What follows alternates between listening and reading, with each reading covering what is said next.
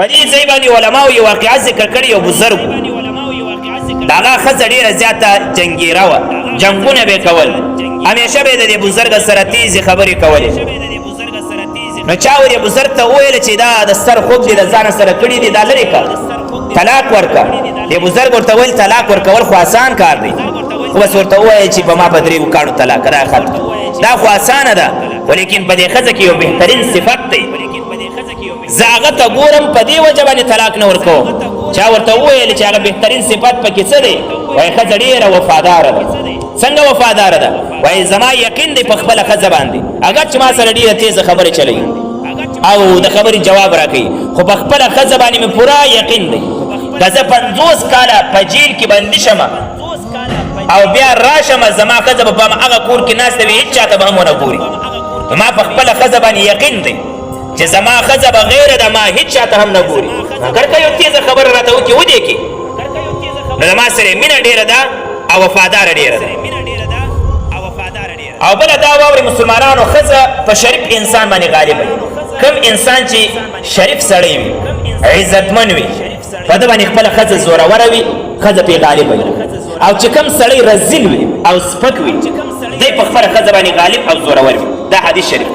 تفسیر روح المانی دا سوره بقره آیت نمبر 187 لاندې لیکلي رسول الله صلی الله علیه وسلم فرمایي یغلبن کریما زنانه دا غالبه او دا زورور په شریف انسان باندې ځکه دا زنانه ته پته ده چې اسم سره ته نه وایي بس کله یوه خبره ورته کړې کله بله خبره کړې ځکه خاوند یې شریفه دی څه ورته نه وایي نو دا ښځه پرې زوروره شي او چې کوم سړی هغه لئیم وي رزیل وي خو یې سخت وي نو هغه که ښځه یوه خبره ورته کوي د 2 څپېړې ورکوي 3 څپېړې ورکوي نو ښځه بیا ورته څه نشي ویلی نو دی بیا په ښځه باندې زورور وي نو رسول الله صلی الله علیه وسلم فرمایي ښځه دا زوروره وي غالبه وي په شریف سړي ویغلبهن لئیمن او لئیم سړی رزیله سړی دا په خپل ښځه باندې غالب وي او زورور وي واحب ان اكون کریما مغلوبا رسول الله صلی الله علیه وسلم زه دا خوښوم چې زه یو مغلوبه یم خو چې کریم یم شریف انسان یم او دا نه خوښوم چې زه د رزیل یم غالبا اگر چې په ښځه زورور یم نو خلاصه ده چې ښځه په طبیعت کې دا د فطرت کې چې دا په سړي باندې زوروره وي تاسو به اوس واورئ چې ښه وخت د خپلې ښځې سره تاسو څنګه تېروئ تاسو یو مثال واورئ بیا به انشاءالله ستاسو د دماغ واخلي ستا لور ده مثلا چاته واده ده او دا ډېره بد اخلاقه ده د خپل خاوند ته ډېرې زیاتې خبرې کوي تیزې ته ورشې ناڅاپه د خپل لورې کره دا لور لګیا ده او دې خاوند ته داسې تیزې خبرې کوي او خاوند ورته هېڅ هم نه وایي خو ته به څومره زیات خوشحاله سې چې زما دا بد اخلاقه لور چې دا ودې میړه ته داسې خبرې کوي او میړه ورته هېڅ هم نه وایي نو ته به چې دی د دې زومه سره څومره زیاته مینه شروع کړي چې یاره څومره ښه انسان دی چې زما لور دومره بد اخلاقه ده او دی ورته هېڅ هم نه وایي نو بیا راواخله دا خپله ښځه هم دم د یو چا لور ده دم د یو چا خور ده نو که هغه وغواړي تا کره راشي او ته د هغه لور وهې نو هغه به څومره زیات خفه شي او که ته د هغه لور ته څه نه وایې نو هغه به څومره زیات خوشحاله سي نو ګوره که ته په خپله ښځه باندې ظلم کوې دا درنه وځي ستا د لور نه بیا به ضرور ستا د لور باندې به داسې ظالم برابرېږي چې هغه به ستا په لور باندې بیا ظلمونه کوي نو که ته غواړې چې زما په لور څوک ظلم ونه کړي نو بیا په خپله ښځه باندې ظلم مه کوئ ځکه څه چې کوې هغه به بیا ریبې رسول الله صلی الله علیه وسلم فرمایي ان من اکمل المؤمنین ایمانا او کامل مؤمنان هغه دي احسنهم خلقا چې اخلاق یې ښه وي والطفهم باهله چې د خپلو بیبیانو او بچانو سره نرم خوی چلوي دا تر ټولو کامل انسان دی چې بیبیانو سره ښه اخلاق کوي او ښه ژوند ورسره تېروي حضرت رسول الله صلی الله علیه وسلم د خپلو بیبیانو سره ډېر ښایسته ژوند تېراوي تاسې دا واورئ نبی کریم صلی الله علیه وسلم به ویل انا خیرکم لاهلی زه ډېر بهترین یم د خپلو بیبیانو سره ښه ژوند تېروم حضرت عایشه هغه بیبي ده د رسول الله صلی الله علیه وسلم چې دا ډېر کم عمر یې درلودی چې رسول الله صلی الله علیه وسلم ته راواده شوه 9 کاله عمر یې بخاري کې راځي دا رسول الله صلی الله علیه وسلم ته راواده شوه او دومره چې دی به د خپلو لوبو والا هغه کم شیانو سامانو دا به ورسره و په هغه به یې لوبې کولې چې هغه ته موږ او تاسې ګوډیان مې وایو هغه ګوډیانې به ورسره وي د هغې سره به حضرت عایشې لوبې کولې په روایت د مسلم کې راځي ولعبها معها دی به د هغه ګوډیانو سره لوبې کولې او نبی اکرم صلی الله علیه وسلم هېڅ هم نه ورته ویل اگر چې دا راواده شوې ده د رسول الله صلی الله علیه وسلم بیبي ده خو عمر یې کم دی د 9 کالو او ګوډیانې ورسره د هغې سره لوبې کوي مبارک ورته هېڅ نه وایي ابو داود کې لوی حدیث دی اوږد نبي اکرم صلی الله علیه وسلم د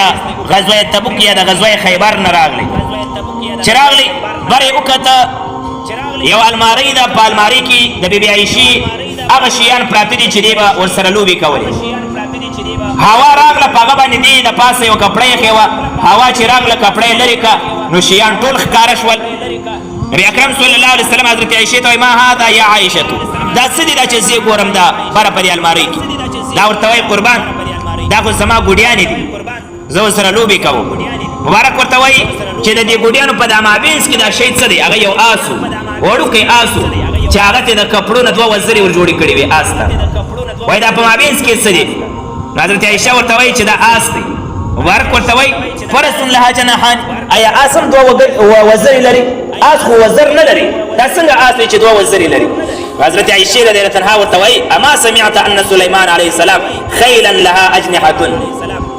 تا نه دی اورېدلی چې سلیمان علیه السلام یو آس درلودی هغه وزرې درلودې الوتلو دا هماغه شان زما یو آس دی وزرې لري او هغه وزرې دي د کپړې نه ورته جوړې کړي دي او نبی اکرم صلی الله علیه وسلم وخندل حضرت عایشه وایي فضحک حتی رأیت نواجزه چې وی خندل ما یې د ځامې غاښونه وکتل چې دومره په کلکه باندې راته وخندل او هېڅ یې ورته ونه ویل څومره زیاته مینه ستړې راغلې دا نه ورته یې اوبه راواخلې دا نه ورته وایي چې داسې دي ته به لوبې کوې ته دلته ما لوبو ته راویستې دا نه ورته وایي دا دومره زیات اخلاق رسول الله صلی الله علیه وسلم د بیبیانو سره کول ابو داود او مشکات کې حدیث حضرت عایشه فرمایي رضی الله تعالی عنها وایي زه په یو سفر باندې رسول الله صلی الله علیه وسلم سره تللی وم په سفر کې ما او رسول الله صلی الله علیه وسلم مسابقه وکړه د منډې چې کم یو به مخکې کېږي وایي زما وجود په هغه وخت کې کمزوری ولو ماشومه ومه زه په منډه کې مخکې شوم د رسول الله صلی الله علیه وسلم بیا څه وخت تېر شولو زما وجود دروند شو چې زما وجود دروند شو نو بیا مې منډه کړه د رسول الله صلی الله علیه وسلم سره بیا رانه مخکې شو رسول الله صلی الله علیه وسلم وایي چې کله رانه مخکې شو ویې فرمل هذه بتلک السبقة دا هغه بدله وه چې مخکې تا د ما نه اخیستې وه مخکې تا ما نه منډه ګټلې وه اوس ما د تا نه منډه وګټه اوس د خپلې بیبي سره منډې وهل او څوک یې وایي د الله پاک پیغمبر هغه هم کوم پیغمبر امام الانبیا هغه پیغمبر چې ټوله دنیا د ده د رویه پیدا ده هغه پیغمبر چې د الله تعالی دیدار په دنیا کې کړی دی هغه عظیم پیغمبر د خپلې بیبي سره منډې وهي منډې دا خوش اخلاقی ده دا خوش طبعی ده دا مینه او محبت دی تاسې دا واورئ حضرت عایشه رضی الله عنها وایي دا غټ اختر ورځ وه نو زمونږ د کور اخوا ته یو میدان و په هغه میدان کې د حابشو څو ځوانان راغلي وو هغوی چې دی د نیزو لوبه کوله د هغه شی ویشتل ټریننګ یې کاوه مجاهدین اختر هم وایي رسول الله صلی الله علیه وسلم په دیوال باندې داسې ورته کتل او ما ته یې وویل تشتهینا تنظرینا لوبې کتل غواړي ما ته ولې نه وایي زه راغلم د رسول الله صلی الله علیه وسلم په دې اوږه باندې مې دا خپل سر کېښوده چې زما د اننګي دا مخ د رسول الله صلی الله علیه وسلم د مخه سره بالکل میلاو شو او داسې مخې ته یو کپړه یې داسې جاري کړله نرم صادر چې ما ته څوک نه ګوري او ما ونه ویني بعضې علما وایي دا هغه وخت کې و چې لا د پردې حکم نه و راغلی نو لهذا وایي ما ورته کته